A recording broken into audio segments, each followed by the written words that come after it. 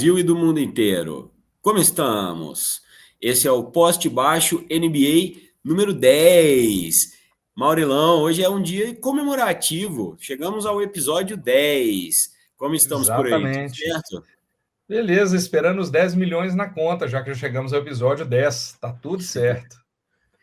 Pois é, rumo a comprar uma franquia da NBA, ou quem Tipo isso. sabe alguma coisa assim, né? Bom, não vamos viajar muito, porque tem algumas coisas da NBA acontecendo. Luka Doncic muito malhado, muito esguio. Parece notícia que a gente vê todo ano, mas esse ano ele está um pouco mais. A gente vai falar disso já já. Nikola Jokic gosta mais de cavalo do que de pessoas. Temos imagens reveladoras de Nikola Jokic novamente com os cavalos. As notícias parecem que são as mesmas, mas as coisas estão um pouco mais intensas. Então a gente vai comentar também, né, Maurilão? E É uma isso coisa que a aí. gente até citou no último episódio, que foi a volta de Chris Paul para o Clippers, né? Dessa vez teve uma cerimônia lá, ele foi emotivo. Então, temos a nossa escalada que você vai ouvir aqui no podcast e mais tarde teremos a parte histórica que eu vou falar já já. Então, Maurilão, antes disso tudo, temos uma historinha? Temos uma historinha com um draft número 1 da NBA, que pouca gente conhece, que chama Kent Benson. Kent Benson foi draftado número 1 pelo Milwaukee Bucks em 77, e aí entra na liga e, poxa, num jogo vai enfrentar Kareem Abdul-Jabbar. Kent Benson teve uma boa carreira universitária, um cara muito forte, e aí no começo do jogo o cara já mete uma cotovelada na costela do Kareem. E o Kareem, bicho, ele não era um cara de brigar, não era um cara, o Kareem era um cara muito na dele e tal. Mas é isso, o cara chega na NBA, quer mostrar seu cartão de visitas e dá uma cotovelada na costela do Kareem do Jabá. O jogo rola, mas poucos minutos o cara vai pegar uma marcação do Kareem, o Kareem simplesmente vira e soca o cara no olho. O Kareem quebra a mão e fica, acho que 2 semanas fora. E o Kent Benson toma uma suspensão, acho que de 1 ou 2 jogos. Ou seja, o cara entrou, não teve uma grande carreira, mas é marcado porque tomou um soco do Kareem e que atrapalhou o Kareem naquela jornada dele, porque ele ficou parado 2 semanas por causa da mão. É isso, tem caras que parece que entram na liga para fazer história, não exatamente pelos melhores motivos, né? A gente lembra muito mais de Kareem do que de Kent Benson, por causa desse tipo de coisa. Um nasceu para fazer cesta, um nasceu para tomar soco. É isso mesmo. Muito bom, muito bom. O que tem de história, né, de quando você vai ver assim, desde o do início do draft aí, muita coisa engraçada. Mas, bom, agora a gente vai se situar aqui no que tem acontecido na NBA. A NBA está um pouco mais lenta agora, né? Acabou as free agencies, a coisa das trocas também deu uma esfriada, mas a gente já vai falar daquilo que eu falei há pouco tempo, né? Primeira coisa, Maurilão, Luka Doncic, magro, esguio, bombado, Cara, o que você está achando? Você acha que pode ter alguma perda no estilo de jogo? Tá demais? O que você está achando? eu acho que nós vamos ver um Luka que a gente ainda não viu, cara. Porque não é só tá magro, é condicionamento. A gente estava acostumado a ver o Luka dominando o jogo e sabia que nos 2, 3, 4 últimos minutos ele já estava pegando ar. Eu acho que a gente não vai ter esse ano, não, cara. E eu acho que isso indica 2 coisas. Indica, primeiro, que o Nico acendeu o fogo no cara. Esse cara vai jogar no modo vingança esse ano. Ele vai querer mostrar. Se eu tivesse que apostar no MVP da liga antes da liga começar, eu apostaria no Luka Doncic, porque ele vai querer arrebentar esse ano. Eu acho que esse cara vai querer destruir. E outra coisa, a troca de guarda já aconteceu. Nessa fora de temporada, a gente teve conversas da diretoria do Lakers só com o Luka Doncic, sem o LeBron. E eu acho que aí também é uma coisa dele dizer, falou, cara, eu preciso chegar e mostrar que eu tô aqui para ser o cara dessa franquia e que eu estou aqui, vou assumir um papel e ninguém mais vai falar de preparo físico e de contusão minha aqui. Então, eu acho, não sei se vai ser melhor, se vai mudar o estilo de jogo nesse sentido técnico, mas que a gente vai ver um novo Luka Doncic esse ano, eu acho que a gente vai, cara. E Eu Nico vi, realmente acendeu fogo no cara. é verdade.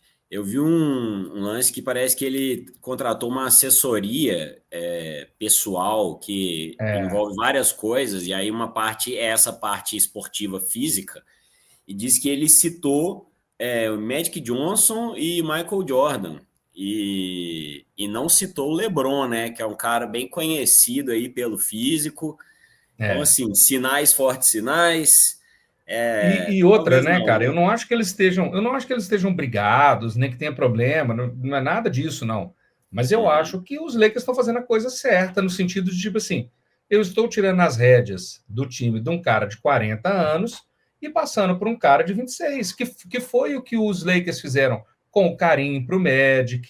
Então, assim, está sendo feito, eu acho que de um jeito bem cuidado. O LeBron é um cara mais genioso, mas eu acho que ele entende também. O LeBron é um cara muito inteligente, né, cara? Então ele entende também que ele pode ser o segundo cara num time campeão sem problema nenhum. Quando ele chegou É no Miami, ele não tentou pegar o lugar do Dwayne Wade no primeiro ano. Porra, esse ano é do verdade. Dwayne, esse time é do Dwayne Wade. Então o LeBron é muito inteligente. Então, assim, acho que tem mais coisa que a gente fala do que é verdade, no sentido de que o LeBron sabe navegar essas coisas muito bem. Isso aí que você falou é legal mesmo. Eu estava até vendo o documentário do Dwayne Wade esses dias aqui, e tem um momento que o Dwayne Wade fala para o LeBron, né, no Miami Heat, fala, "Ó, a Agora gente vai. precisa que você seja você mesmo, o LeBron. É, Então, vai para cima. E talvez agora, nesse momento no Lakers, tenha esse efeito, né? Isso tudo que está acontecendo, talvez reacenda no LeBron uma vontade de se provar como um gigantesco de novo e tal. é. É, Eu ainda vai acho, depender, cara. né? Eu ainda acho que, por exemplo, o Brony deve ter mais espaço no time esse ano, deve ser aí um guarda, um armador banco do Lakers, alguma coisa assim, porque parece que tá melhor e tal. Mas se eu sou o LeBron, cara, eu saio para fechar minha carreira em Cleveland ou em Miami. Como despedida mesmo, assim. Mas, de novo, eu não sou o LeBron, eu não tenho a cabeça do LeBron, não tenho o dinheiro do LeBron, não tenho a história do LeBron. Mas eu só acho que é isso, assim, poxa, trouxe os Lakers, vim para cá para ganhar um título, ganhei o título, vocês estão em boas mãos, vocês estão em boas mãos, fica aí com o menino, e eu estou indo encerrar minha carreira na minha terra, que é Cleveland, ou no lugar onde eu conquistei meu primeiro título, que é Miami, sei lá, uma coisa mais simbólica assim mesmo. Porque basquete ele tem, cara, para continuar nesse time, não para liderar o time, não dá para ele querer pegar a função do Luca, mas ele tem que contribuir para caramba, pelo amor de Deus, é um monstro. Com certeza, mas em Miami tem um encaixe legal, né? Tava pensando aqui, tentando fazer um tipo de matemática aqui, quem que poderia fazer uma troca, quem que talvez o Miami pudesse oferecer assim. É difícil, né? Na questão do Kevin Durant, foi falado que o Miami não estava querendo oferecer muita coisa, não ofereceu nem o O Tyler Topic, Hero, né? né? Ah, não, Topic, Parece que não colocaram nenhum dos dois jovens bons, assim, que é o é, Topic e mais um lá. Então, vamos ver, né? Eu acho que o LeBron vai é, acabar ficando, o que é muito eu também acho, interessante para o Lakers, né? Se eles jogarem, claro, conseguirem jogar defensivamente, igual jogaram durante aqueles 10 jogos que foram avassaladores na última temporada, pode ser que isso aí vire alguma coisa, né? Se não, é, aí é isso. Eu acho que a interrogação principal está na defesa do Lakers, né? Trouxeram o Marcus também acho, Smart, beleza. Só que o Marcus Smart há 2 anos não jogava basquete. Então, como é, é que faz? Será que ele vai jogar? Qual versão vai aparecer do Smart aí, é, né? Enfim. Então, próxima pauta. É, vamos de Jokic, gosta mais de cavalos do que de pessoas, né? Circularam vários vídeos aí na internet de comparação da felicidade dele, de o cavalo dele ganhar lá uma corrida com o título da NBA, né? E ele fica extremamente mais efusivo com os seus cavalos, jogou champanhe no cavalo. O que você acha disso aí, Marilão? Cara, eu não acho que é nem de pessoas, eu acho que ele gosta mais de corrida de cavalo do que de basquete. Porque o Jokic gosta de pessoas. Você vê ele nas férias, nas festas, é um cara que curte gente. Eu só acho que é o seguinte: pensa no seguinte: você tem seu emprego. Por mais que você goste do seu emprego, ele é um emprego.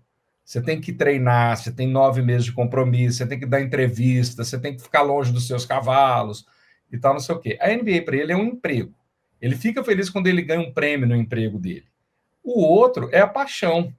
O cavalo, os cavalos é a paixão. Então, assim, ele tem um puta no emprego, um emprego muito legal, um emprego sensacional, mas é um emprego. Eu te garanto, se você virasse para ele e falasse assim: você quer esse emprego, quer ganhar essa grana cuidando de cavalo, mexendo com os cavalos? Eu falo, cara, tô largando basquete agora. Entendeu? Vamos mexer com os cavalos. Porque, assim, claramente não é a paixão dele igual são os cavalos. Mas, bicho, é isso, cara. Importa o cara entregar. Tá entregando? Então, bicho, beleza, não tem nem problema se ele não vibrar no título igual ele vibra com os cavalos. Te garanto que o torcedor de Denver quer o título lá de novo esse ano e Denver investiu bem. Vamos ver se dá resultado.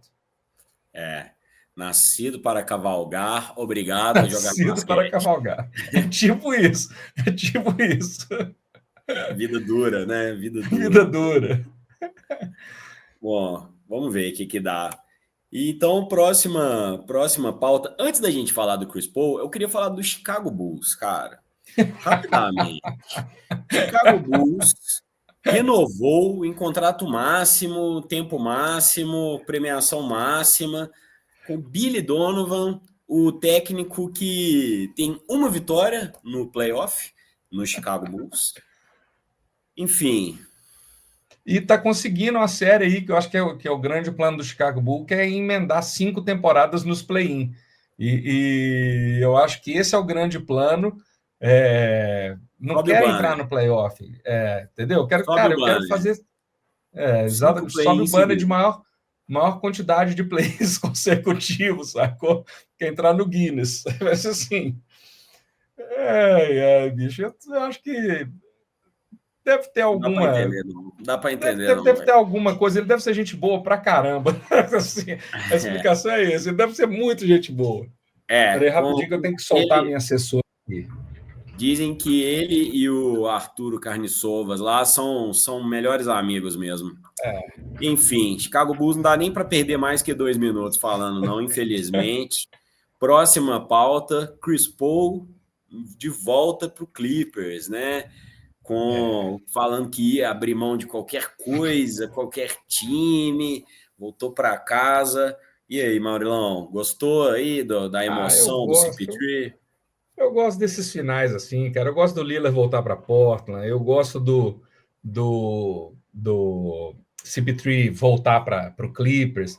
Eu gostaria que o Pierce tivesse voltado para Boston numa última temporada, mesmo sem estar jogando nada, entendeu? Assim, eu acho que essas reuniões são bacanas para os jogadores que têm história no time, sabe? Porque às vezes é isso, cara. Às vezes a gente sabe que a NBA é um negócio. E esse cara sabe também que a carreira dele acaba com 39, 40 anos, então ele precisa ganhar mais grana, então muitas vezes ele vai trocar de time por causa disso, às vezes o time vai querer que ele saia por causa disso, então se ele tem a chance de voltar para o lugar onde ele se sente em casa, onde ele pode ser feliz e tal, a minha dúvida é, o Kevin Durant vai fazer essa volta para onde? Verdade. Oklahoma? Brooklyn? Aí a gente ia precisar da volta do Seattle Supersonics aí, né? Quem sabe? Mesmo assim, será que o Seattle é o lugar que ele é? Assim, então, verdade. O que eu acho é assim, o Chris Paul rodou muito, mas a gente sempre pensa no Chris Paul nos Clippers. Você não pensa no Chris Paul, quer dizer, você pensa, lembra do Chris Paul no Houston, mas você não pensa que o grande momento do Chris Paul, o time que tem a cara do Chris Paul é o Houston. O time que tem a cara do Chris Paul é o Clippers. Sim. E aí, só dando uma cutucada no Durant, que eu acho um cracaço, mas qual que é o time onde está a história do Durant? Deve ser o Warriors por causa do título, mas não tem essa identidade, né, cara? E isso... Tanto não caras tem que não quis voltar, né? Que não quis voltar para lá. Então, recusou. Assim, eu fico feliz que o Lillard, que o Chris Paul, que esses caras vão encerrar a carreira nesses lugares, assim. E, por exemplo, o Al Horford. O Al Horford é um cara que poderia ficar no Celtics ou em Atlanta. E parece que vai encerrar mesmo a temporada, a carreira, porque ainda não resolveu. Não fica no Boston, mas a dúvida dele é ir para o Warriors para ganhar grana ou encerrar a carreira. Então, assim, esses caras que conseguem deixar sua marca, eu acho que se eles podem fazer um final de carreira no time, é isso, cara. Eu finjo que o Jordan não jogou nos Wizards. E o pior é que ele teve uma temporada boa lá, viu? Não, Tipo, mas eu digo, eu carregou o finjo time assim, e porque tal. para mim ele tinha que acabar a carreira nos Bulls. Então, Claro. para mim, ele encerrou a carreira nos Bulls e depois entrou um número 45 lá, que é um outro cara que foi jogar em Washington, sacou? Mas Sim. de romantismo meu. E então eu fico feliz que o Chris Paul tenha conseguido voltar para casa aí. É, e E o assim, Clippers está com timaço, cara. O Clippers está com pois é. timaço. Tem isso.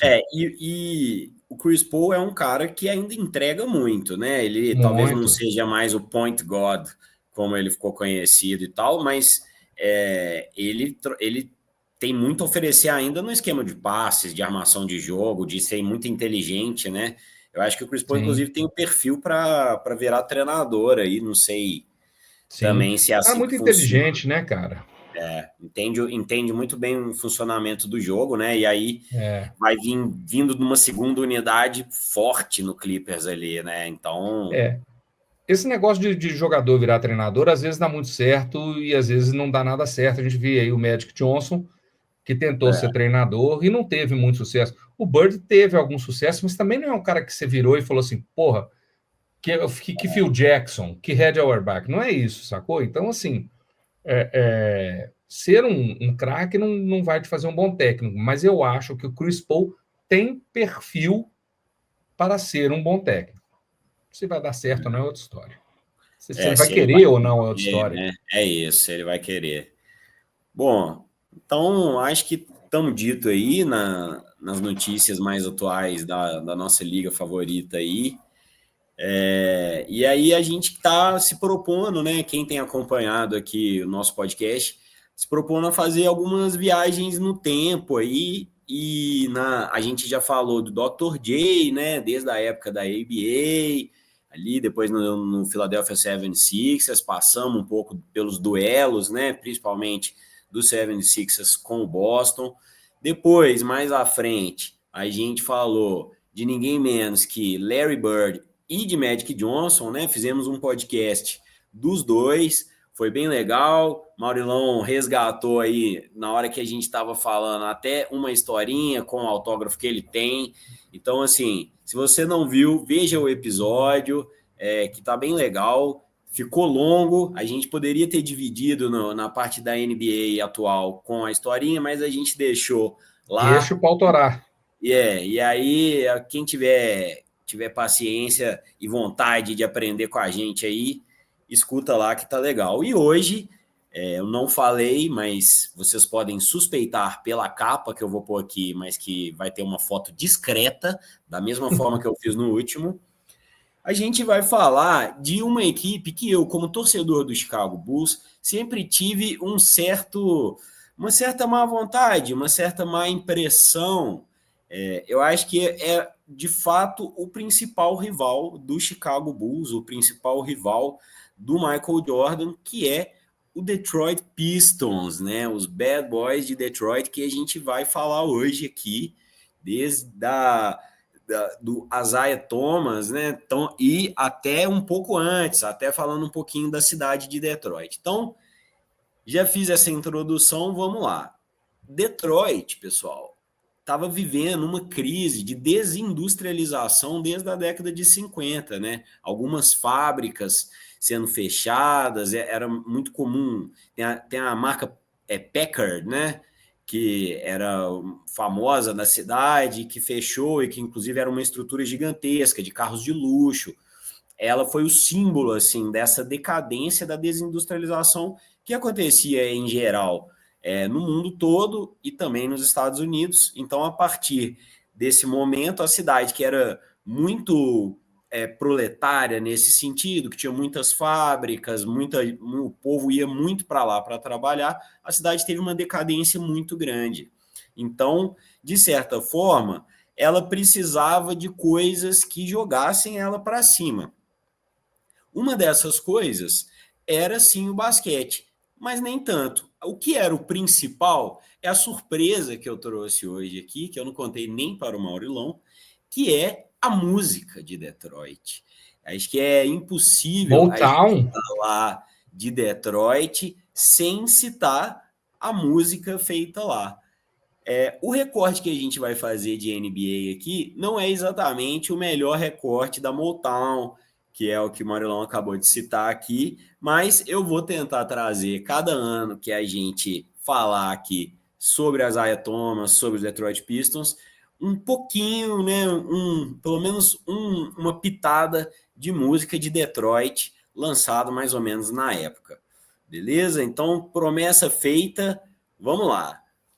Bom, a Isaiah Thomas, né, Maurilão? Você tem lembranças de Isaiah Thomas? Muita. Vai ser interessante esse episódio, porque a primeira final que eu acompanhei inteira. O que acontece, cara? Na época não tinha TV a cabo, internet assim. Então, a Band passava um jogo da final, aí não passava os outros, ou só passava até as semifinais, porque a final, quando era no Oeste, não podia passar jogo, tinha uma série de coisas. Essa foi a primeira final que eu acompanhei inteira, Detroit e Portland. Então, eu me lembro muito de Isaiah Thomas, e eu já acompanhava o Isaiah Thomas nos jogos contra o Celtics e tal, e era um cara fantástico, cara. Do tanto que eu gostava do Isaiah Thomas, eu odiava o Bill Laimbeer, que era o companheiro dele de time. Mas assim, o Isaiah Thomas era um armador da minha altura, 1,80, 1,81, ágil monstruosamente, sabia marcar com uma facilidade imensa, indo para cima de cara de 2,15, Era bom 2,16, não defensor. tinha medo de. Não, eu não digo, não tinha medo de ir para o garrafão, sabia marcar, sabia fazer cesta.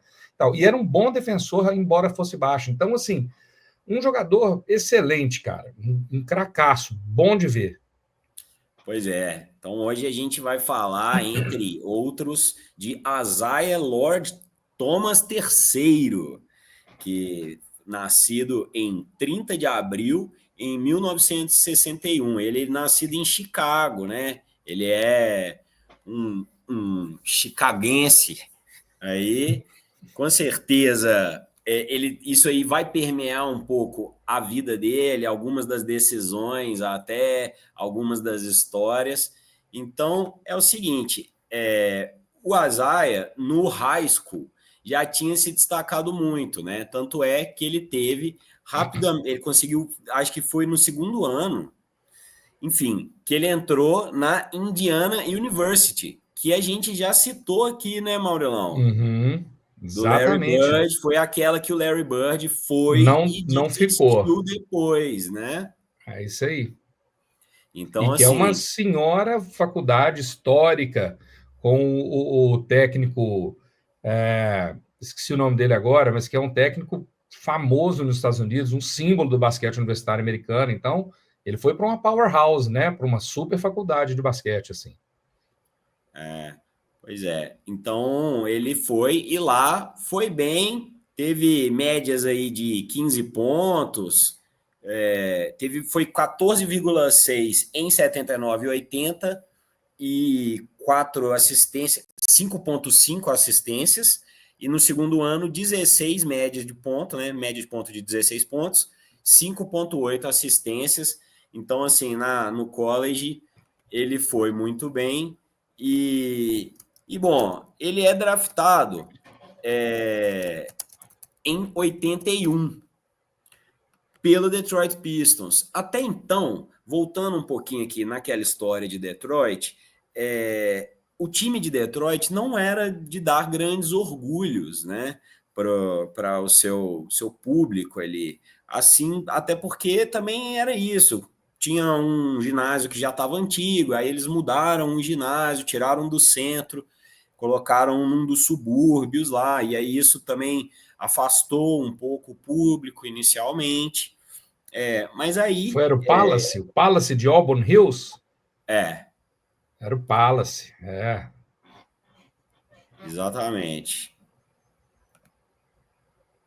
O Então, Palace foi onde teve, anos depois, aquela confusão terrível, foi o Malice in the Palace, que foi aquela quebra-pau do Indiana, e do... Não, não. Não, foi Indiana Foi e sim, foi Detroit. sim. É Foi Detroit e isso mesmo. Indiana, isso mesmo. Indiana, é Era isso aquele mesmo. Detroit do Ben Wallace lá, Exatamente. depois foi É. campeão. A gente vai Do Rashid falar Wallace, é quase isso mesmo. nada desse aí, só lembrar aí isso no final. É. Mas beleza. Então, voltando aqui, o Isaiah, ele foi draftado na segunda escolha de 1981. Ele ficou atrás de um tal de Marcus Aguirre, do Dallas Mavericks. Eu não conheço o Marcus Aguirre, você já Mark ouviu falar? Aguirre. Mark Aguirre, jogadorzaço, inclusive foi campeão com o Isaiah Thomas no Detroit. Mark Aguirre foi campeão nos Bad Boys. Ele jogou com o Isaiah, depois voltou e jogou com ele. Jogou em New York, jogou em Dallas, jogadorzaço. Mark Aguirre. Boa, aí sim. Eu até coloquei aqui na frente, né, algumas das trocas que Isso, foram. ele foi trocado pelo Adrian Dantley. Ah, é, pelo AD da época. Bom, Exatamente. então é isso. Vamos lá, vamos seguir aqui. Então, foi isso, né? 81 ele é draftado, 82. No primeiro ano, o Isaiah, o Detroit em si não vai tão bem, mas ele teve um episódio interessante que eu acho que vale a pena citar, que no primeiro jogo, em casa, ele fez 31 pontos. E no segundo jogo, que foi contra o Chicago Bulls, na casa dele, né, na cidade dele, nascido em Uhum. Chicago, ele fez 28 pontos. Esses foram os dois primeiros jogos do Isaiah na NBA. Então já Assinou o dá para cartão de ter, visitas, né? exatamente, já dá para ter uma ideia de quem era, que novato era esse. Mas aí o time, né? Também o cara não faz milagres ali. O time do Detroit nesse primeiro ano não estava tão bem, acaba ficando abaixo de 50%, enfim. Então aí em 82 e em 83 vem dos vilões aí que o Maurilão já até citou para o Detroit, né? Bill Laimbeer, que também era de Chicago. Uh, uh. Dirty, dirty. É, Ele também era de Chicago e talvez essa informação explique do porquê também que ele era uma pessoa horrível. Porque ele era um menino mimado. Ele era o família filho de um rica. mega empresário, né, da indústria, sei lá, de quê, de Chicago. E então ele era aquele garotão, loirinho, não sei o quê, fortão, que jogava do esportes, né? E Mas tem uma acabou coisa que é importante, cara. Eu tô sendo só bem rapidinho, jogador. desculpa Eu tô interromper. brincando aqui sobre ele ser uma É pessoa isso, horrível. eu tô vaiando, assim, ele é um jogador sujo, mas ele é um dos primeiros pivôs a arremessar de fora. Ele é um cara excelente reboteiro, cara muito bom na defesa. Era sujo. Então, quem jogava contra ele, tipo você do Chicago, eu do Celtics, que enfrentava esse cara, achava, mas assim, um ótimo jogador, tá? Assim, É isso. não dá para É, ficar parecendo que o cara só batia, não. Era um jogadorzaço mesmo. Tanto que é. foi ao Star Game e tal. Então, Eu tô brincando assim, no sentido de não tô julgando o caráter de ninguém aqui, a proposta é, não é essa, a gente tá falando é de basquete, é só forma de dizer, brincando mesmo. Então, em 82, 83, né, vem o Bill Laimbeer, e aí começa um pouco a ideia, né? Aí tinha. Mas ainda assim o time ainda não vai tão bem, né? Faz 37, 45, ainda aquela coisa. O Azaia já na sua média de pontos alta, né? Sempre acima dos 15 aí. E vem, e eu bom, acho que é na outra. importante lembrar que no leste, nessa época, tinha o Celtics do Bird, o Philadelphia do Dr. J, e ainda tinha o Atlanta Hawks do Dominic Wilkes. Então também não era uma conferência que era muito fácil você, com um time jovem, chegar lá em cima, não, porque a galera era braba. É isso, é isso. Muito bem lembrado, né? Esse contexto aí é importante, porque realmente o leste era muito forte nessa época, né? Bom, então, ele em 84, que aí a coisa começa a esquentar, e o Isaiah vai pela primeira vez para o First Team NBA, né? O Pistons faz 49 vitórias, né? E aí ele foi o líder de assistências e na primeira rodada eles pegam o Knicks. E aí nos 5 jogos...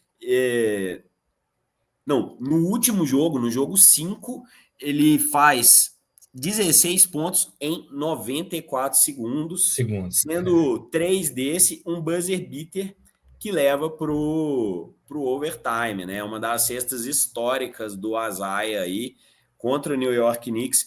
A gente ainda falou, né? O Knicks também era um time que brigava nessa época. Brigava. E aí, rapidinho, vale a pena. Tinha o Bernard King, que era um dos maiores. É um cara que deveria ter um documentário sobre ele, um dos maiores craques esquecidos da NBA, Bernard King.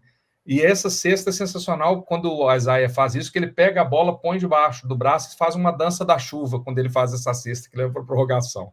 É muito legal.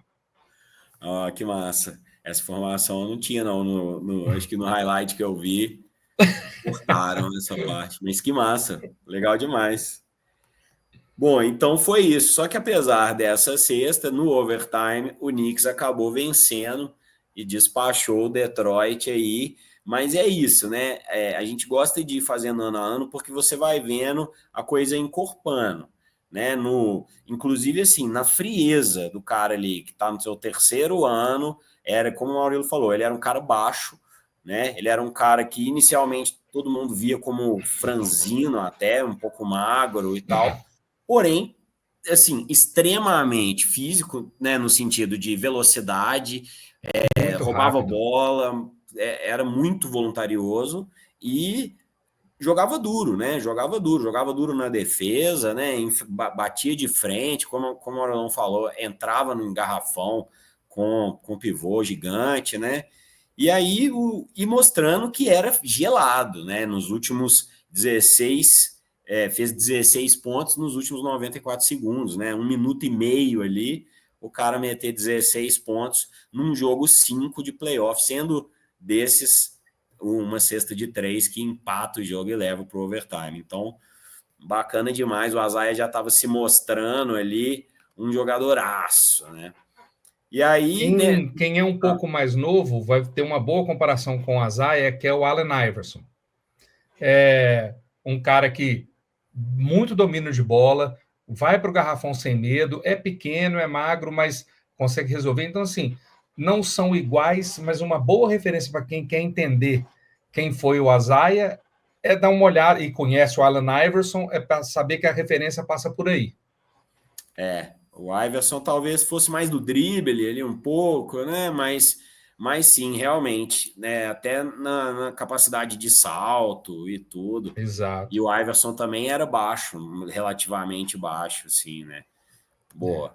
Então, e aí no ano seguinte, né? 84, 85, eles pegam o Joe Dumars, né? Que é o GM da NBA. Do Pelicans hoje. Do Pelicans, exatamente. Fez algumas coisas ruins lá quando foi de Detroit, né? Ele não é um grande Fez umas coisas muito boas. Fez umas coisas muito boas. Aquele time de 2003, 2004 é dele. Mas depois tomou alguma coisa esquisita e realmente só bobagem de lá para cá. Essas coisas, né, de relação de GM com dono na NBA, até que ponto o dono não te obriga a fazer algumas coisas também, mesmo sendo GM, a gente nunca sabe, né? No futuro, às vezes, a gente fica sabendo, assim, de alguns documentários, alguma coisa, né? Por exemplo, The Last Dance lá, até, inclusive, né, voltando aqui a falar do Chicago Bulls rapidamente, porque teve isso. A conta caiu muito na conta do Jerry Krause e era o dono ali que até hoje tem esse mesmo comportamento de agir por trás interferir dos diretores. Então, isso é uma prática que a gente não sabe, né? Até quando cada um mandou. Mas, dito isso, Joe Dumars foi draftado, né? O GM de hoje aí era um dos jogadores importantes aí desse coisa. Fala de Joe Dumars para nós. O armador de defesa, assim, sensacional. O Jordan fala que foi o cara mais difícil que ele já teve marcando ele. Então, assim, o Joe Dumars era um senhor jogador de defesa, bom arremessador também, um cara frio para arremessar, mas era um cara que já, para mim, já vem uma identidade de defesa aí que é muito clara, que é tipo assim, você tem o Bill Laimbeer segurando no garrafão e você tem o Joe Dumars fazendo o primeiro combate ali, um senhor jogador de defesa. Eu era fã do Dumars, assim, não era tão habilidoso quanto o Isaiah, nada carismático, ao contrário do Isaiah, que era muito carismático, mas um senhor jogador. Aí, enfim, ele vai, né? O Maurilão, para acrescentar nisso que você está falando, o Joe Dumars nessa época, eu não sei até se ele é até hoje, mas pelo menos até essa época, ele foi o 11º maior pontuador da NCAA, né? Que é a liga das universidades lá. Então, assim, o cara tinha bola mesmo, não era só defesa, não. Não era só defesa de jeito nenhum. Aí entra no time, é isso que eu estou dizendo. Você tem um Isaiah coordenando o jogo, mas o Isaiah sabia que na hora que apertou, ele tinha o Joe Dumars, que não era. É muito diferente de você deixar a bola na mão de um cara que você fica na dúvida se ele dá conta. Com o Joe Dumars, cara, você fazia jogada para ele e ele resolvia. Craque de bola. Pois é. E aí, o Detroit também acabou trocando, né? O GM do Detroit nessa época era o Jack McCluskey. E você lembrou do técnico, né, Maurilão? Chuck Ele Daly, Daddy Hã? Rich. Chuck Daly. Chuck Daly, que é o apelido era o Daddy Rich, porque andava sempre penteadinho, de terno e tal, não sei o quê. Um excelente, foi o técnico do Dream Team e não levou o Isaiah Thomas para o Dream Team. E aí já entra um outro programa que aí é o Jordan nas tretas com o Thomas, e dizem que quem não deixou o Isaiah Thomas ir para o Dream Team foi o Jordan. E por isso que o Stockton foi. E o Chuck Daly era o técnico do Isaiah Thomas. Então, uma das vergonhas, né? Tirar o Isaiah para pôr o Stockton, por melhor que o Stockton fosse, não tem comparação, não. Vai me desculpar. Inclusive, o Stockton, sim, tem uns casos meio tenebrosos aí, mais atuais. Então, ele, sim, talvez a gente possa chamar de pessoa ruim. Mas, vamos para frente. Em 85, então, né, eles trouxeram também o Rick Mahorn, né? Trocaram pelo Rick Mahorn, que estava no Washington Bullets na época. E o que você me diz de Rick Mahorn, Maurilão? Um armário, um cara, o que eles chamam de enforcer. Era o cara que ficava na defesa ali, que você pensava 3 vezes antes de tentar uma bandeja, porque tinha o Rick Mahorn lá. Mas, de um jeito interessante, não era um cara, ele era um cara muito mais sarcástico e fora do que um cara violento e contestador, resmungão como o Bill Laimbeer. Então, os dois tinham um contraste interessante. Os dois eram muito fortes, eram 2 caras de defesa, 2 caras que batiam, mas o Bill Laimbeer reclamava e tentava entrar na cabeça dos caras, e o Rick Mahorn, aquele pilar de dizer assim, cara, não entra aqui, vai ser ruim para você, sabe? Então, assim, o estilo de jogo semelhante, embora no ataque o Bill Laimbeer muito mais desenvolto do que o Rick Mahorn, e personalidades muito diferentes, assim, muito diferentes. Mas assim, um paredão, né? Paredão. Dumars, Laimbeer, o Rick Mahorn. O Isaiah, que não era um mau jogador de defesa, ok, você pôr o Isaiah para marcar o Magic, não vai, quem vai marcar o Magic é o Dumars, até pela diferença de altura, mas assim, não é um cara que é ruim de defesa também não, então você já vê aí que você tem uma estrutura que você já sabe que esse time, para você meter 100 pontos nele, é uma luta.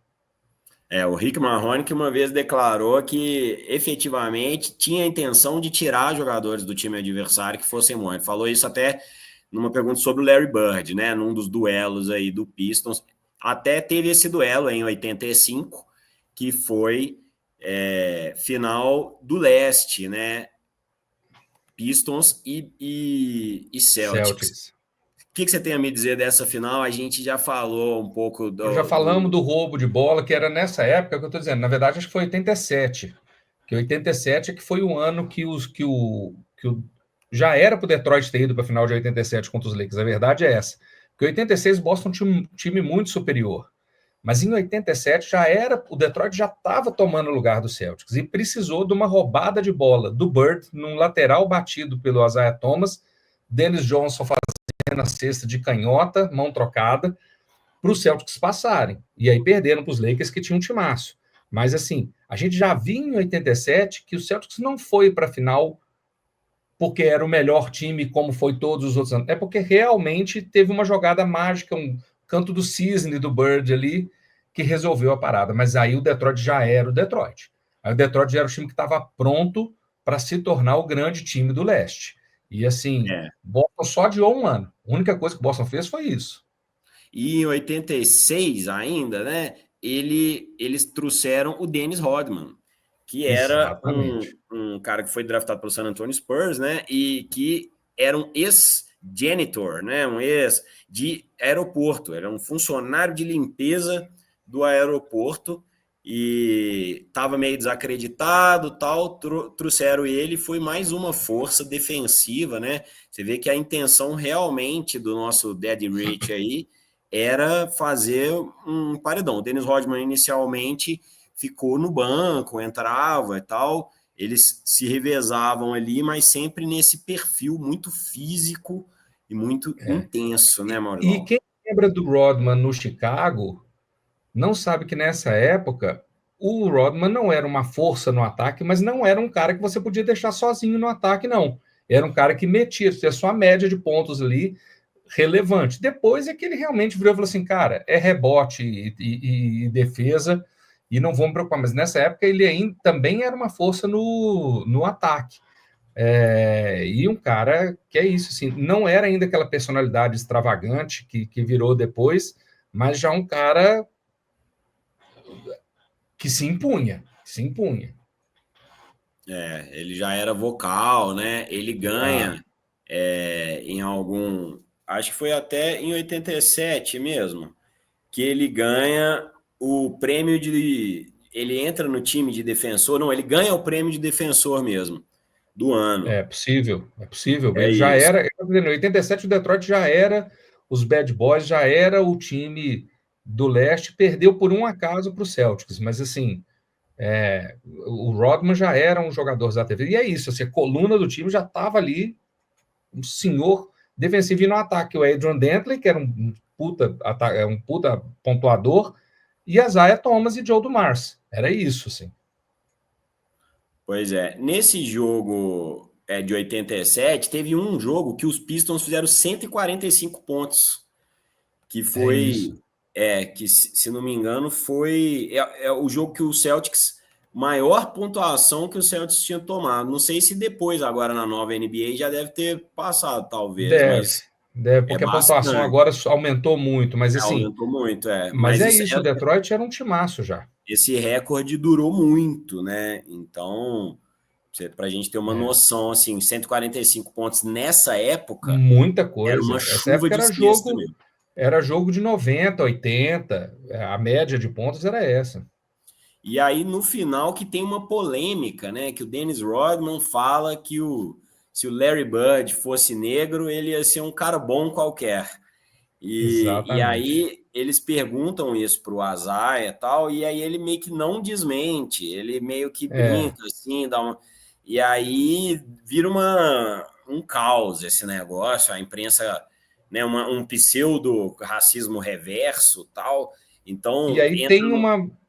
tem uma entrevista depois do jogo em que o Isso. Isaiah, ou alguém do Detroit, pede para o Larry Bird ir junto.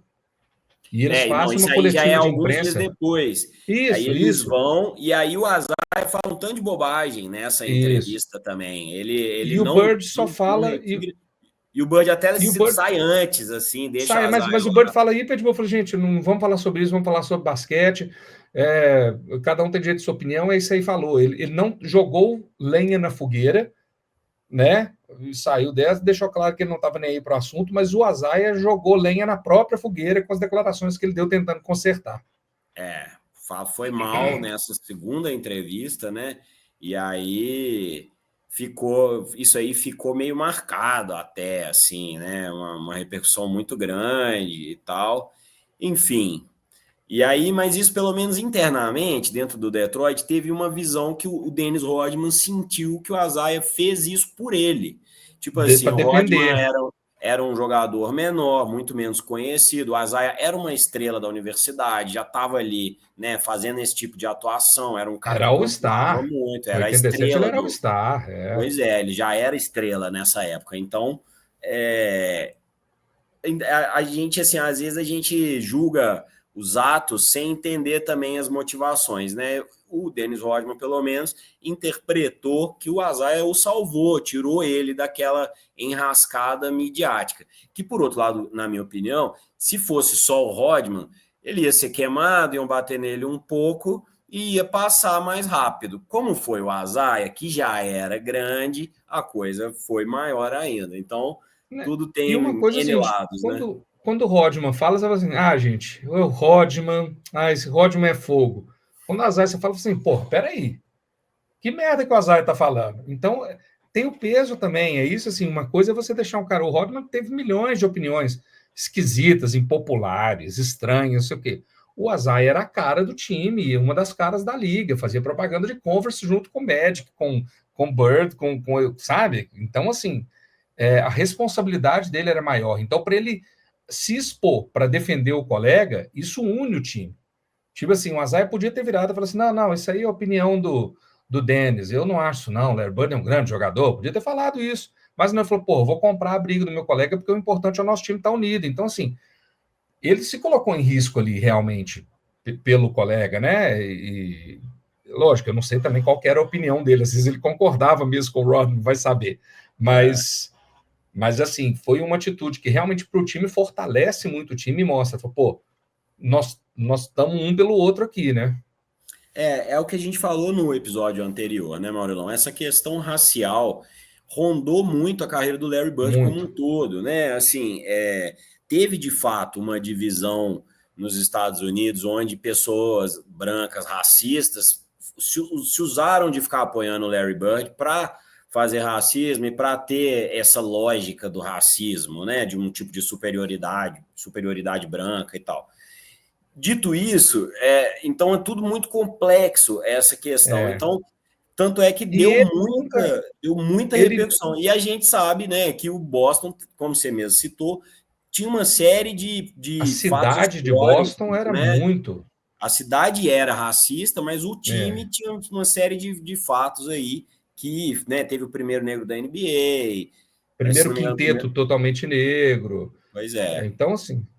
E aí tem uma coisa que é o seguinte: a gente tem que lembrar que a imprensa não gosta de tempo calmo e mar azul.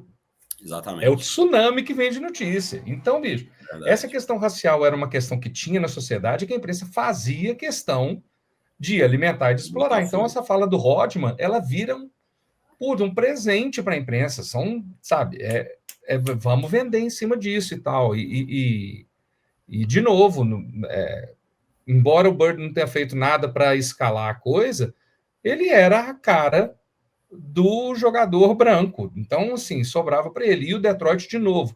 Eu acho que o que poderia ter sido um desastre para o Detroit, por causa da atitude do Azaia, virou um instrumento poderoso de união para o time. Muito claramente, assim. É isso. A gente falou mal da imprensa aqui, que meus outros empregados aqui estão ouvindo. Dito isso, comprem jornal impresso na banca, tá? Da sua cidade aí, especialmente o que tem já o nome do estado, beleza? Mas vamos lá, vamos seguir aqui. Bom, e aí 87, 88, né? Que aí é quando eles começam a perseguir eles pegam o Chicago Bulls, né? E começam a perseguir o Michael Jordan, né? O Chicago começou a estar um time já mais forte, o Pippen já era um segundo jogador ali muito atuante e tal. E aí o Detroit começa a ter mais dificuldade, né, nos jogos contra o Chicago. E aí, e claro, o principal era o Michael Jordan. E aí eles fazem todo um revezamento, né? Dobram no Michael Jordan, às vezes até triplam, né? Vão três defensores em volta dele ali. Tinha uma lógica que foi criada pelo Isaiah e pelo Bill Laimbeer, se não me engano, né? E o Chuck Daly organizando a parada toda. Exatamente, pelo treinador, para falar, ó, vocês podem tomar a cesta de qualquer um, menos desse Michael Jordan aí. E realmente isso aí fez com que o Detroit vencesse, né, passasse para a final da NBA, né, com essa E vitória ele em cima passou do o Jordan. Boston e passou o Chicago e se mostrou como time. E aí tinha o No Dunks, que eram as Jordan Rules, que eram as regras do Jordan, as regras de parador, e uma das regras era No Dunks. Tipo, se entrar no garrafão para tentar enterrar, vai tomar porrada. E eles É, negam, sempre negaram essa questão de existir as Jordan Rules, mas era um negócio muito, muito claro, assim. é. Tem até o livro, tô lendo esse livro lá do Sam Smith, que é o Jordan Rules, que usou esse nome, mas a abordagem do livro é outra, né? Que é exatamente o bullying que o Michael Jordan fazia ali com as pessoas e tal. Mas, enfim. Então, chegou na final da NBA contra os Lakers, né? E Lakers Isso. de Magic Johnson e tudo mais. E Karim, aí, Byron Scott, James Worthy, Michael Cooper, AC Green, quer dizer, não estamos falando do meu time de pelada do sábado. é o Showtime Lakers mesmo, né? É, É aquele que a gente falou que, inclusive, é o bom de assistir, que é o de 87 ali, 88. 87, 88, são os caras. Então, e eles eram amigos, né? O Magic e o Isaiah, eles eram super amigos. E aí, nesse jogo, eles se chegam cumprimentando de beijinho, não sei o quê, no primeiro jogo, assim. E aí o pau come, o Magic Johnson desce a cotovelada no Isaiah uma hora. Eles começam um jogo muito físico, né? Essa fase aí é bem interessante. Aí no jogo 6, né, os dois empatados, teve o jogo famoso do tornozelo, né, que o Azaia Uhum. torce o tornozelo e joga o jogo todo com um tornozelo desse tamanho, amarrado ali e tal, Enfaixado, e mete 25 pontos, né? E aí é isso. Só que aí no fim desse jogo, o Bill Laimbeer vai marcar o Carinho faz o seu skyhook, e o Bill Laimbeer chega e faz uma falta estúpida, digamos exato. assim, porque o arremesso estava longe, não estava tão bom e tal. E aí o Karim vai para o lance O lance livre livre, e vence. Os Lakers vencem e despacham o Detroit, né? é Ou isso vai aí. pro jogo? Não, aí tem o jogo 7 ainda. Só que aí no jogo 7 o Azaia não aguentou jogar, porque, Exato. obviamente, passou ali 30 minutos jogando com um tornozelo torcido, machucadésimo. No outro jogo ele sentiu mesmo, não conseguiu nem oferecer nenhum risco, e aí os Lakers realmente ganharam sem grandes dificuldades, porque é isso que o Maradona falou também. Esse Lakers aí é impressionante. Então, essa final é muito interessante de ver, né? Tem vários momentos É. legais aí. E dois estilos muito diferentes, então uma senhora final. Exatamente, né? O Detroit tinha essa coisa muito física, muito da defesa, de parar na falta e ao mesmo tempo de velocidade, jogo, né, ali de transição e também muito bola dentro do garrafão, né, no ataque. E o Lakers tinha mais a coisa do showtime mesmo, que era muito toque de bola, né? Também transição, Contra-ataque mortal, é. contra-ataque de transição ali muito forte. Enfim, então é isso. Aí Lakers campeão, Detroit vice, né? E, e aí, novamente, no jogo seguinte, no ano seguinte, pegam o Bulls de novo. E chegou Já no. com Mark Aguirre e Vini Johnson. Vini Johnson, que era Exatamente. Vini Johnson da Microwave, que era o cara que esquentava Exatamente. rápido. Sai o Adrian Dantley e vem o E entra Mark o Mark Aguirre. Aguirre. E É, tinha o Vini Johnson, que era um dos meus jogadores favoritos, que o Vini Johnson parecia um jogador de futebol americano, careca, fortão, e ele chamava de microwave, porque esquentava muito rápido. Então ele vinha do banco, já chegava metendo bola, então não tinha esse negócio de deixa o cara pegar o clima do jogo, não. O Vini Johnson já entrava marcando, e é um jogadorzaço. Essa temporada de, de 88, 89, eu não me lembro se ele ganhou sexto jogador, mas assim, foi uma temporada brilhante dele. E o Mark Aguirre, que era um jogador duro, a cara do o Mark Detroit. Aguirre, ele tinha ganhado 3 NBA All-Star, É All-Star? É. Acho que ele 3 vezes ele All-Star foi em no 3 Dallas aniversários. Mavericks, né? No Dallas Exato, Mavericks. jogadorzaço. Então, foi uma grande contratação, né? Foi o Dentley, que era um grande cara O também nesse Dentley era um time. pontuador excelente. O Michael Aguirre ele tinha mais a cara do Detroit, no sentido de que ele era um cara mais duro, mais sério, um cara que compunha melhor a defesa. Não é que o Dentley fosse uma peneira, não. Mas o Michael Aguirre era mais a cara dos bad boys, entendeu? Assim, sem dúvida nenhuma. E aí a gente vai vendo que o Daddy Rich realmente queria que fosse todo mundo muito bom na defesa, muito físico, muito forte, né? E foi isso que foi acontecendo mesmo. E aí, na verdade,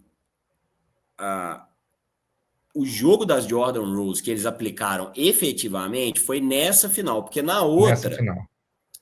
nessa final do leste, porque na outra o Detroit conseguiu socar lá, teve o jogo do Scott Pippen que passou mal no último Da jogo, gripe, né? teve uma série de coisas, então ele já conseguiu. E aí nesse ano, sim, o Chicago estava muito bem, né? A gente vai falar em algum momento aí de Chicago Bulls da época boa aí, e aí que eles fazem a Jordan Rule, e aí é isso que o Marilão falou, né? Não podia ter dunk, não podia ter nada, e aí o Pippen jogou bem, né, nessa final do leste, foi quem conseguiu levar mais assim no ataque para o Chicago, mas né, não deu, né? Você tira um Michael Jordan de qualquer time, você vai sentir, né? Não adianta. E aí, novamente, contra o Lakers, né? Então, o Detroit tinha chegado contra o Chicago de novo, sem perder. Aí, contra o Chicago é um jogo, uma decisão mais dura. E aí, ele vai contra o Lakers, né? E aí, é um dos resultados mais surpreendentes, né? Pelo menos assim, desse estudo que a gente tem feito. Esse foi um resultado que me Uma surpreendeu, varrida. foi a varrida. 4-0 para o Detroit, que o jornal de Detroit, Detroit Free Press, colocou Not Bad, Boys. Era Isso aí. a capa do jornal de Detroit. Né? Então, foi realmente 4-0 contra o Showtime Lakers, que era esse mesmo, mas que já vinha numa franca decadência, assim. O Karim já Chegando no não era final do mais o NBA, mesmo. o Karim, exatamente, especialmente o Karim, né? Já não era aquele mesmo ali, né? Ele estava mais para Al Horford, assim, Tipo isso. com todo respeito, que inclusive queria no Não, Bulls, mas é isso mesmo. né? Mas é isso mesmo. É um cara, ele passa a ser um bom jogador, sendo que antes ele era a âncora do time no ataque, o principal foco, e ele já não era mais. Até o Né? próprio E Al não tem Horford jeito. era muito melhor também antes, né? A gente está falando No do Al Horford Atlanta, e atual. quando. Então é isso. Aí, primeiro título, né? 4-0 tal. Você lembra disso, Maurilão, nessa época Eu aí? lembro total. Eu já estava aqui em Belo Horizonte. Eu vi, não passaram todos os jogos, se não me engano, mas eu vi vários dos jogos e assim, eu gostava muito. Pô, primeiro que era contra o Lakers, né? E eu gostava muito do Detroit, então assim, eu adorei esse resultado e fiquei muito feliz mesmo, assim, porque embora o Detroit fosse um time rival do Celtics e eu odiasse o Bill Laimbeer e tal. Eu gostava muito do Isaiah Thomas e do Joe Dumars, eu gostava do Vinnie Johnson. Então, sabe aquele time assim que é um rival, mas é um rival que você gosta? Só tem um cara que você não gosta? Vou dar um exemplo dos Warriors, assim. Eu gostava de todo mundo daquele time dos Warriors, menos do Draymond Green. Entendeu? Então, assim, você não consegue ter raiva do time por causa de um cara. Então, assim, eu torci Perfeito. muito pelo Detroit e gostei muito do Detroit ter ganho esse ano. Assim. Perfeita essa analogia, né? Pelos mesmos motivos até, né? Que você não gosta do É, Draymond Green, assim, do motivos Draymond Green, é o cara parecidos. mais agressivo, mais violento, sujo, pisa, machuca, não sei o quê. Enquanto o resto do time, cara, Curry, Thompson, entendeu? Assim, você gosta dos outros caras. Então, o Detroit Pistons, para mim, era meio Warriors, assim, nesse sentido. É isso, é isso. Na verdade, eu falei, o Rodman, ele pega defensor do ano nessa temporada de agora, Do título. 89 a 90. O volume de informações, como vocês podem ver, gente, é grande. Então, É. algumas confusões acontecem. Vocês perdoem aí o seu âncora, mas a gente está trazendo aí da melhor forma possível. E aí, 89,90, mais uma vez, quem se encontra na decisão do leste, Maurilão? Me diga você. Chicago e Detroit, não tem jeito. É o Jordan doido para poder passar por essa montanha que era o Detroit, no caminho do cara. O cara primeiro pega o Birds e o Celtics no auge, aí ele fala, agora vai, pega o Detroit, os Bad Boys, timaço de defesa, porra, só isso que aparece no meu caminho, né? E foi mais uma final, e é isso, o Detroit ainda com o núcleo intacto, né? E é nesse jogo que o Pippen passa mal e acaba É, assim deixando. O Bulls era franco favorito já, né? Já se falava do Detroit, o time já ter rusgas internas, já ter algumas questões e tal, mas ainda assim o Detroit passa o Chicago Bulls, né? O Jordan teve que engolir mais uma derrota para esses chatos de Detroit que o Maurilão gosta aí. Como que você pode gostar desse povo, Maurilão? Isso não é justo, cara, não.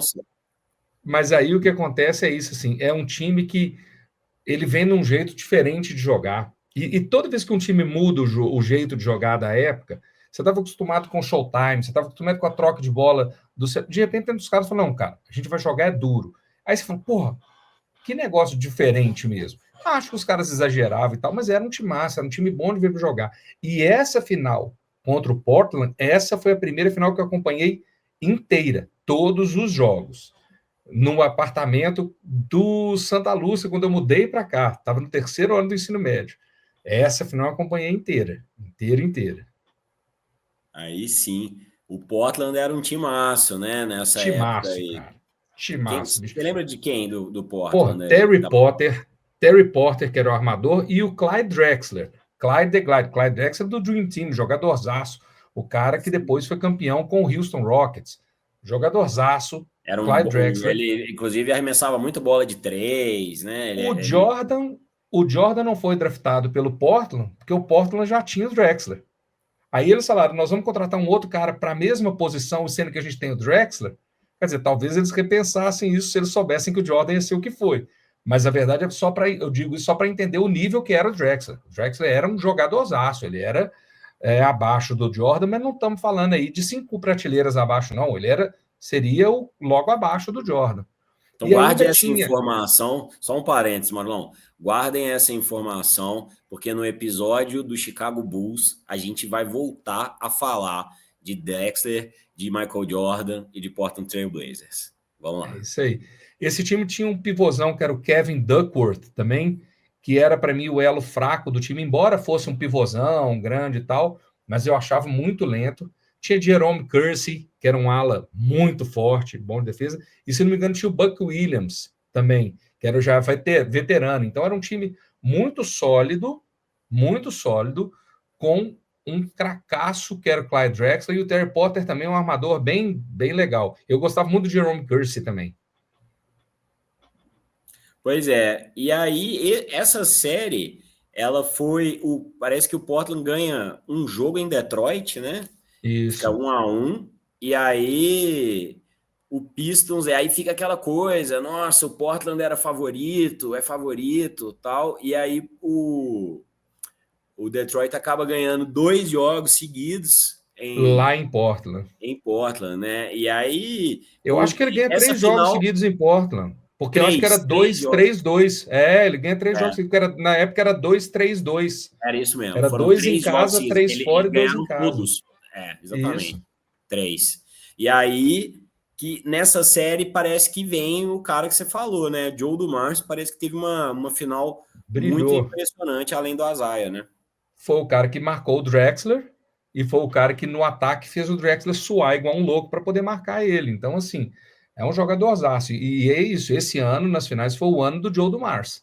Foi, se não me engano, ele foi MVP das finais esse ano. Jogou muito, assim, jogou muito.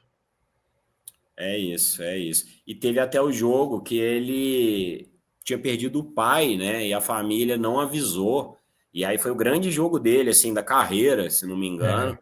Ele fica que sabendo aí, depois, né? e aí depois ele fica, aí ele fala, foi um jogo do milagre, o meu pai estava aqui me ajudando e tal.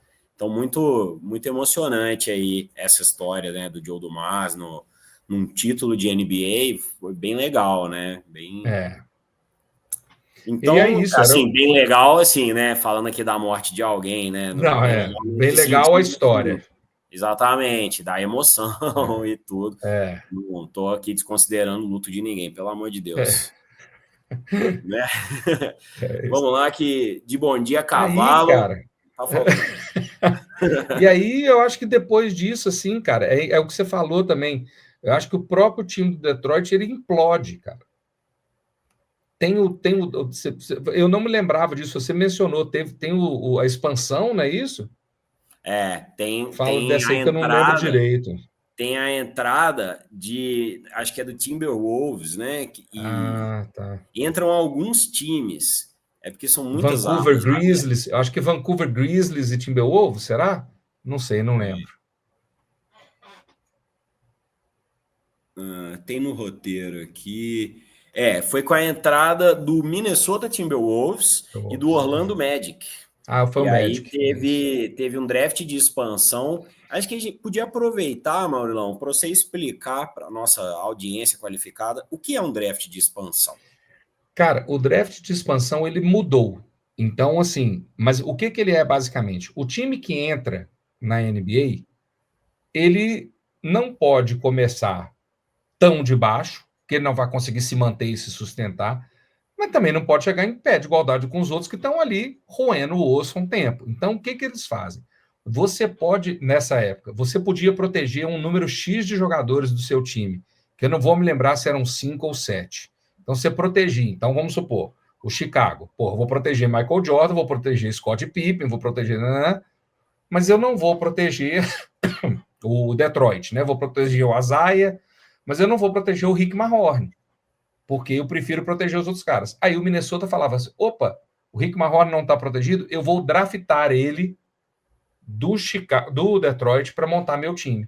Então eles acabavam fazendo um time com jogadores profissionais, participavam do draft, mas com jogadores profissionais que não eram os 3, 4 melhores de cada time. Então eles começavam pelo menos com um time assim, bem montadinho, que não dava para buscar um título no primeiro ano, mas que te dava um fôlegozinho aí para você seguir. E você também não penalizava, porque você não imagina, eu entro na liga e falo, não, eu quero o Michael Jordan, eu quero o Isaiah Thomas, eu quero... Pô, não dá, entendeu? Então, era um jeito do time entrar alguma coisa competitiva sem prejudicar os outros times. Se não me engano, o Charlotte Bobcats, quando entrou, foi assim também. Mas eu já não me lembro do Oklahoma se foi assim. Então, eu sei que as regras da expansão mudaram, mas nessa época era essa. Você pode proteger, acho que eram 7 Mas jogadores é que você que o podia proteger. Oklahoma, porque ele pegou os assets do Do Seattle. Supersonics, né? É verdade. É Mas tem verdade. Toronto Mas eu, Raptors, se não me engano, isso. foi draft de expansão também. Eu não me lembro se as regras mudaram, mas nessa época eu me lembro que era assim: você podia proteger 7 ou 8 jogadores, e aí os outros ficavam Era isso tudo? soltos Eu e. achava que era menos, tipo Pode 3, ser 4. menos. Uhum. Não, acho que não é 3, 4, não. Mas Pelo era, menos sei o lá, time titular ali você eu consegue acho que era segurar. 5, por exemplo. Aí os Uhum. caras podiam selecionar dos outros times. Então a expansão era essa, e depois eles baixavam do draft normal. Eu acho que eles não podiam ter primeira escolha. Tinha algumas restrições assim também, tipo, eles iam escolher no 10º lugar. Não ia escolher em último, mas também não podia pegar a primeira. Entendeu? Uhum. Isso tudo Então a tinha gente umas está falando regrinhas. que tem até papos de hoje em dia, né? A NBA dar uma expandida, voltar os Supersonics, time de Las É. Vegas, né? Que já tem na WNBA, enfim. Então, só para a Deu uma gente também. esfriada agora nesse papo, mas ainda existe a possibilidade. Cada vez mais improvável, né? Porque aí muda as estatísticas, muda uma série de É, coisas, e aí isso é sempre complexo, e aí são os acordos com a televisão. Enfim, e aí nisso tudo, no draft de expansão, o Rick Mahorn foi, né, selecionado e teve que sair para ir para o Minnesota. Então, aí é nessa que o Rodman vira titular e tudo mais. Bom, e aí no ano seguinte, chega de novo na final do leste com o Chicago Bulls, né?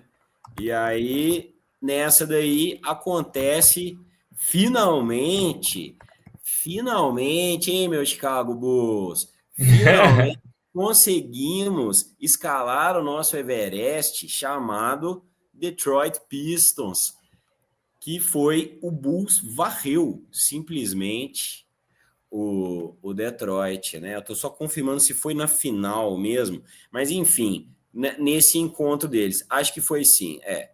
E aí é antes dessa decisão que o Michael Jordan fala que o Detroit sujou o basquete, que eles têm um estilo de jogo sujo, e como o Detroit já estava em decadência, assim, aí o Jordan foi meio odiado lá em Detroit, a cidade estava bem na baixa já nessa época, né, que aí já é uma nova decadência ali, no final dos anos 80 para o 90, né, um período que até já estavam surgindo mega riots, inclusive em Detroit, né, megas protestos e tal, que depois marcaram o início dos anos 90 também, enfim.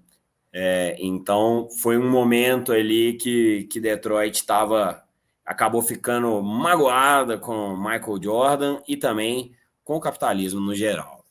Então... E aí é que é aquilo, os caras saem antes do jogo acabar e não cumprimentam.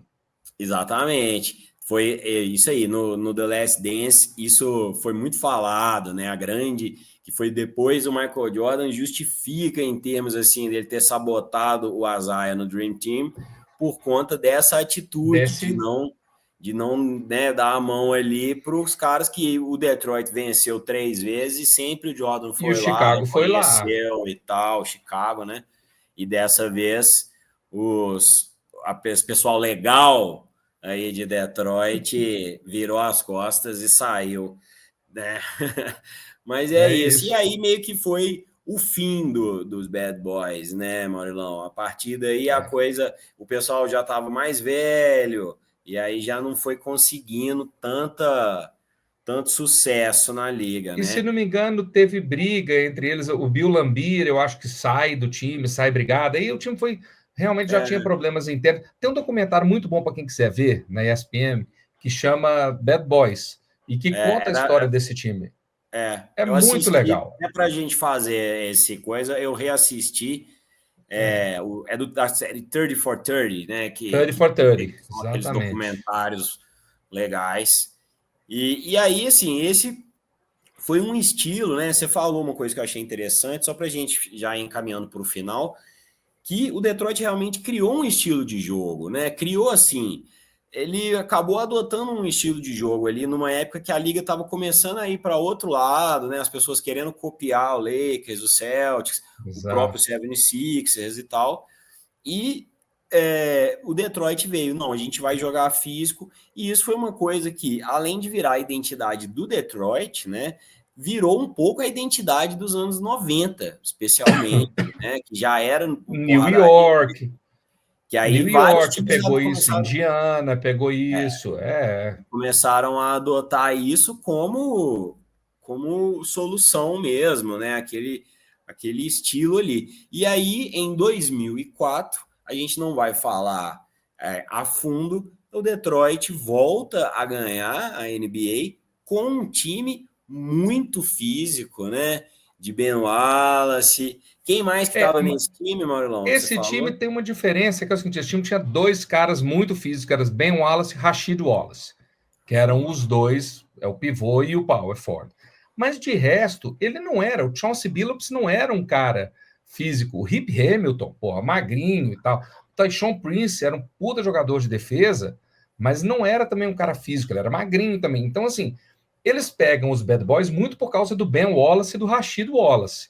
Então a ligação está ali nos dois, principalmente o Ben Wallace, que era um senhor jogador de defesa, foi jogador de defesa do ano, acho que 2 vezes, e que no ataque ia fazer 3 pontos, e tá ótimo, beleza, valeu, Ben. E o Rashid Wallace, que era o bad boy desse time era o Rashid Wallace no sentido. O Ben Wallace era o bad boy no sentido do foco na defesa, e o Rashid Wallace era o bad boy no sentido de ser o louco da parada. Que depois teve a briga com o Indiana, então envolve o Rashid Wallace. Então, assim, eles eram um bad boy por causa do estilo, porque eram bons de defesa, mas era outra parada. Eles não tinham de jeito nenhum aquela postura de confronto e de quase que arrogância que os Bad Boys originais tinham, né?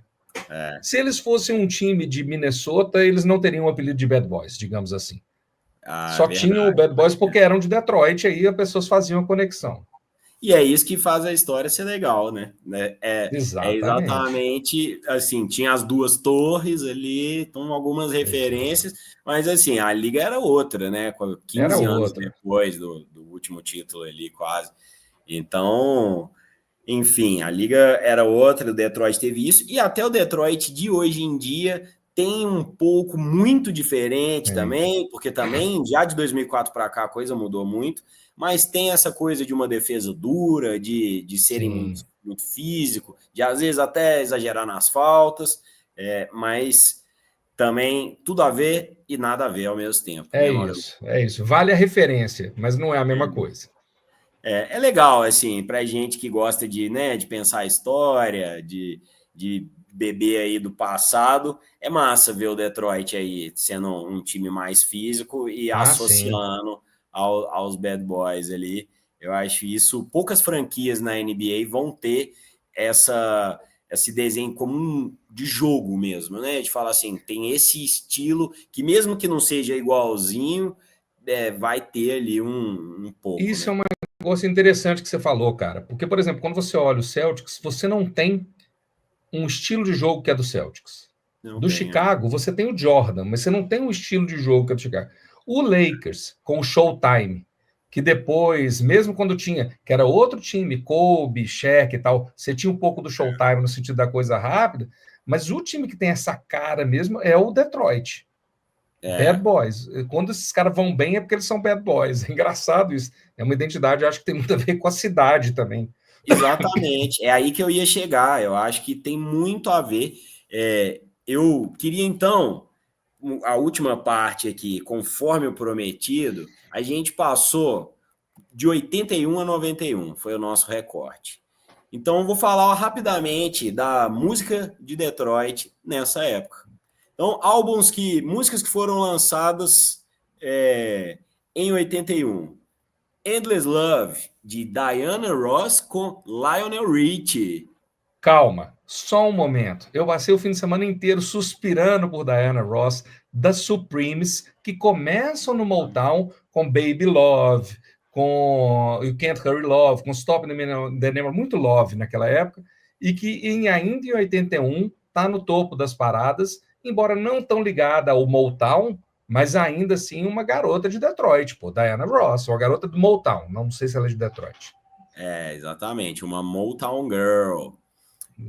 Teve também a música Why Do Fools Fall in Love, que é isso que você falou. Ela, nessa época, muito love nas Muito letras Love. ali. 82, outro criado em Detroit, foi assinado com a Motown, Stevie Wonder, Ah, Ebony and com Ivory, Paul né? McCartney. Em 82, lançado com Sir, ainda não era, Paul McCartney. Exatamente. O pequeno Steve, aqui, desculpa, só fugindo do assunto, tem um documentário muito legal sobre caramba, aquele apresentador de programa americano de música que recebeu os Beatles lá, esqueci o nome dele. Tem Que legal. um documentário muito legal que fala justamente isso, que ele foi o primeiro cara a colocar artistas negros na televisão, embora o Sul não quisesse. E aí tem o Steve Wonder com 13 anos cantando no programa dele na televisão. Eu esqueci o nome do cara agora, porque ele tinha um ombro assim, uma expressão. Cara, era o cara dos anos 60, dos programas de Legal. televisão. Que massa, boa referência aí. Vamos indo. Aí também foi lançado em 82 That Girl, também do Steve Wonder. Vamos uma por ano para a gente agitar aqui. 83, um cara que eu particularmente escuto muito também, meio no romance ali, legal de ouvir, Marvin Gaye, um Oh, ícone da Motown sensacional. também baseado em Detroit ali por um Ed tempo. Sullivan. Ed Ed Sullivan. Sullivan. Pesquisei aqui e achei. Tem um Era o documentário Ed sobre ele, um Sullivan programa sobre ele Show. muito legal. Vale muito a pena ver. Legal. Então fica aí a dica para quem gosta de música e de cinema, aqui temos de tudo. Então, Sexual Healing, né, um clássico do Marvin Gaye, foi lançado em 82, mas ainda em 83 estava nas paradas de sucesso, porque foi uma música realmente que bombou demais. Então, em 84, a gente volta a Lionel Richie, que era do The Commodores, né, que era da Commodores, Era. E aí, Sensacional. esse ano, ele lança Hello e All Is Night It Long. Me You're Looking For? All Night Long dançante e Hello romântica. É isso. Bom, 85, Smokey Robinson, que também é outra lenda da Motown, né? Ele lançou Been With You, foi de 1981, mas foi relançado em 85 e também circulou nas paradas. E o Commodores também lançou Night Shift, que ainda, né, era a banda do... Sucessaço. Do Lionel Richie. Do Lionel Richie. The Night Shift. É isso. A gente está trabalhando só com sucessos aqui, porque o Detroit Pistons, apesar de ser essas pessoas horríveis aí, tô brincando, eles têm muita história. Aí, 86, Stevie Wonder lança novamente That's What Friends Are For, com Dionne Warwick, Elton John, Gladys Knight. Que quarteto, hein? Acreditado como Dionne and Friends. Kiss Friends, hein? Nossa Senhora. Porra, você tá doido. Mais que amigos, Friends. Exatamente. Elton John, Stevie Wonder, você tá doido. Bom, 87, temos a Rainha do Sul, Aretha Franklin, que também parece que ela nasceu em Atlanta, mas o grupo dela foi criado... Não, ela nasceu em Memphis e o grupo foi criado em Detroit. Ela era muito ligada à cena gospel, né? Mas muito também circulou na Motown. I Knew You Were Waiting for Me, com George Michael, em 1987. E aí, Franklin, George Michael, é só duetaço, só quartetaço. É isso. A pessoa que não chegou até esse momento do podcast, eu só lamento por você. A gente deixou o melhor para o final. Se você acha que o importante você acha que o Bill Laimbeer era o melhor? Você acha que o Bill Laimbeer era o melhor desse podcast? Dessa época aí de Detroit, não vai ser mesmo. Então vamos lá, 88, Gladys Knight and the Pips, que era Motown puro. Banda. Pois é, a Gladys nasceu em Atlanta, mas o grupo também, o Pips, teve muito sucesso na Motown. E aí é Love Overboard, a música lançada em 88. Agora, em 89, não à toa, foi o ano aí que o Detroit venceu, porque realmente aparece aqui uma pessoa de muito, pelo menos nome, Janet Jackson, com Miss You Much. Janet Jackson era de Indiana, né? Mas ela trabalhou praticamente a vida toda com dois produtores que vieram da Motown, que era Jimmy Jam e Terry Lewis. E da família Jackson 5, pô. Os Jackson 5 são Motown puro. E tem nesse programa do Ed Sullivan Show, inclusive. É muito legal, pô. Exatamente. O Michael Jackson tocava nessa fase aí, né? Cantava, né? Pequenininho cantando lá, E agora a gente muda, né? Em 1990 o mundo é outro, né? A década é nova, muitas coisas aconteceram no final da década de 80, né? O Muro de Berlim caiu, entre outras coisas. Então, em 1990, temos uma garota que nasceu em Bay City, no Michigan, mas cresceu em Detroit, que é Madonna. E ela lança, nesse ano, ela lança nada menos do que Vogue. Então, você imagina, a lista aqui tá muito boa. Eu vou criar essa playlist no Spotify. Fica aqui a coisa. Vou criar a primeira playlist do Poste Baixo, dos Detroit Bad Boys. E se quiser trazer no futuro, tem dois Bad Boys de Detroit, que são Kid Rock e Eminem. Então, não são da época, mas são dois Bad Boys e são de Detroit. Eu vou fazer o seguinte, eu vou seguir essa lista aqui que manteve a época, e aí depois a gente vai, o que tiver de Detroit que a gente achar que vale a pena, você vai me falando e eu vou colocando lá para o Boa. nosso ouvinte entrar no clima aí do episódio de Detroit. E o último ano é 1991, outra pessoa que não é nascida em Detroit, é nascida no Brooklyn, mas também foi descoberto pelo R. Kelly lá, que é Alaya. É o Back and Forth, uma música bem famosa que também. morreu cedo e que tem uma... enfim, deixa, senão vai virar um podcast de música, tá certo. Não, conta aí, uai, agora eu fiquei curioso. Não, é porque ela tem um musicão, uma música sensacional, que tem uma banda que chama The XX, que fez um cover que chama Just Like Fire, que é uma música da Alaya, que nem foi um grande sucesso dela, mas que o The XX regravou e que é uma das minhas músicas favoritas, assim, que é muito legal. Aí, a gente ia perder isso, cara. Quando não se censure, o podcast de basquete tem que ser eclético em todos os sentidos. Bom, né, chegamos aqui até esse final. Novamente, a pessoa que chegou até aqui, parabéns. E quem não chegou, lamento muito, porque realmente esse finalzinho foi super legal. Maurilão, passamos por mais quase uma história mesmo, né, da NBA aí, da época. Gostou de falar do Bad Boys Pistons aí? Gosto, cara. Tudo que for falar de NBA, eu gosto. E se puder sair da NBA e falar de outras coisas, tipo música e tal, que a gente gosta, fica melhor ainda, cara. Adorei. Pois é, foi bem legal mesmo. Esse finalzinho eu achei muito divertido. Vamos ver se depois a gente consegue integrar algumas coisas aí nesses conteúdos históricos. A gente vai bolando aí. A gente, como eu sempre digo, tá aprendendo junto aqui, inclusive a fazer podcast. Então, deixa o seu like, comenta se você gostou, se você chegou até aqui. Acho que nem minha mãe vai chegar até aqui, mas... Tamo aí, valeu demais por você que nos ouviu, nos assistiu. Se discordou de alguma análise, se a gente falou alguma abobrinha, comenta aí embaixo. A gente está disposto e quer ouvir o seu comentário. Maurilão, até a próxima então. Um abraço para todo mundo. Valeu, galera. Um abraço. Obrigado.